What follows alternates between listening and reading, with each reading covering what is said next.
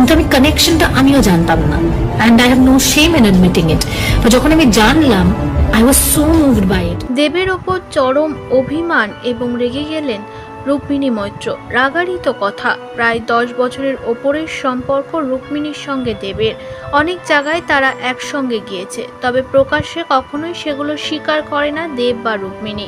কিন্তু রুক্মিণী যতই চাপতে চেয়েছিল সম্পর্ক, ভেবেছিল সবটাই পরে গিয়ে ঠিক হয়ে যাবে। এভাবে যে তাসের ঘরের মতো তাদের সম্পর্ক ভেঙে যাবে কখনোই বুঝতে পারেনি। রুক্মিণী এবার বুঝলেন যে সত্যি তাকে এতদিন ধরে শুধু ইউজ করা হয়েছে।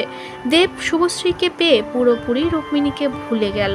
এর আগে দেবের অনেক ইন্টারভিউতে দেখা গিয়েছিল যে শুভশ্রীকে নিয়ে ইমোশন হতে, বলতে সে চলে যাওয়ার পর আমি অনেক ড্রিঙ্ক করেছি, হয়তো বেশি মদ খেয়েছি, খুব জোর হলে রাত্রে ঘুম আসতো না, হয়তো স্লিপিং পিল 1-2 বার, ঘুমানোর জন্য, সুসাইডের জন্য না।